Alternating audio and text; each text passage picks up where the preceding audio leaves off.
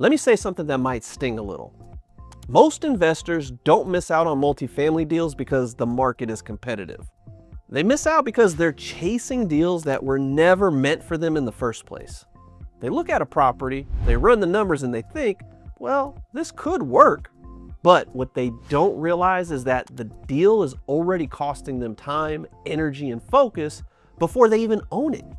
If every deal you've been looking at feels confusing or overwhelming or just slightly off, this video is going to explain why. Because the problem usually isn't the deal, it's the buy box. Before we go any further, I want to give you some context so you know where this perspective actually comes from. I didn't start in multifamily with a clear buy box. I didn't have a blueprint handed to me. And I didn't have capital stacked up to the ceiling. And I wasn't chasing massive institutional deals. I built my portfolio one small to mid-sized multifamily property at a time by learning, often the hard way, which deals I could actually run as an owner-operator. I've bought deals that fit, I've passed on deals that looked great on paper, and I've seen firsthand what happens when investors stretch beyond what they're ready to operate in this moment. Everything that I'm about to share comes from that experience, not theory, not hype, not spreadsheets divorced from reality. Here's the belief that quietly causes more damage than almost anything else in multifamily. If it's a good deal, I should figure out how to make it work. That sounds responsible, it sounds ambitious, it sounds like growth. But in practice, that belief is how people end up owning properties that they resent. Because a deal can be objectively good and still be completely wrong for you. The market doesn't care about your capacity. The spreadsheet doesn't care about your experience. And the property doesn't magically become easier because the numbers looked exciting. Operators understand this early. Speculators learn it later, usually after they're already in trouble. Most people think they have a buy box. They say things like, I want 10 to 30 units, or I'm buying in XYZ city. And that's not a buy box. That's a preference. A real buy box isn't about what sounds good. It's about what you can control. It accounts for how much operational complexity can you actually handle? How much renovation stress can you absorb? And how involved do you want to be in the day-to-day operations?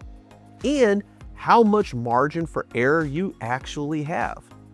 When those things aren't defined, every deal feels like a debate.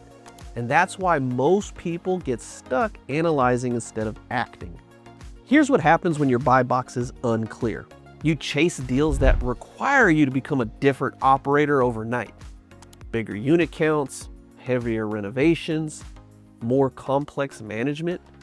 You try to tell yourself you'll figure it out as you go. And sometimes you can for a while, but what usually happens is slower decisions, more stress, and constant second guessing. Operators don't stretch their buy box to feel progress. They tighten it to create momentum. Because when a deal fits, decisions are fast, confidence is higher, and execution is a whole lot cleaner. Let me pause here because this is where a lot of people think, okay, I see the problem, but I don't know how to define this for myself. That's exactly why I put together a free masterclass for you guys. In that training, I walk you through how to define a real operator buy box, how that buy box connects to finding and funding deals, and how to avoid deals that look exciting but quietly drain you. This video explains why buy boxes matter. The masterclass shows you how to build one step by step. You can click the link to the free masterclass in the description below. Now, let's keep going. Operators don't ask, can I make this deal work? They ask, does this deal make my life simpler or heavier? That's a very different filter. They look at how predictable the operations will be, how much stress the asset introduces, whether the deal compounds clarity or complexity. Because scaling isn't about owning more units, it's about owning better aligned ones. That's why operators often pass on deals that look impressive. They're not avoiding opportunity, they're protecting their focus. Here's the part most people don't want to hear. A deal that's slightly outside of your buy box rarely fails immediately.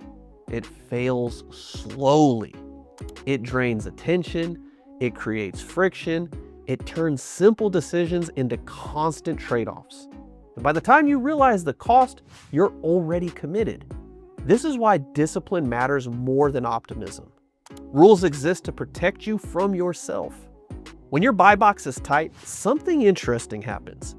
You say no faster, you spot fits quicker, and when the right deal shows up, you don't hesitate. That's when deal flow feels easier, not because there are more deals, but because fewer of those deals waste your time. Operators don't need more options, they need better filters. If this video made you realize that deal selection has been harder than it needed to be, here's what I need you to do next. First, click the link to the free masterclass in the description below. That's where I walk you through the full framework for finding, funding, and running small to mid-sized multifamily deals the right way. Second, subscribe to the channel. Everything here is built to help you think and act like an owner-operator of small to mid-sized multifamily, not a speculator. And third, leave a comment below and tell me what part of deal selection has been the most confusing or the most frustrating for you so far. I try to read every single comment myself, and future videos sometimes come directly from the questions or the feedback that you guys are leaving. So thanks again for watching, guys, and I will see you in the masterclass.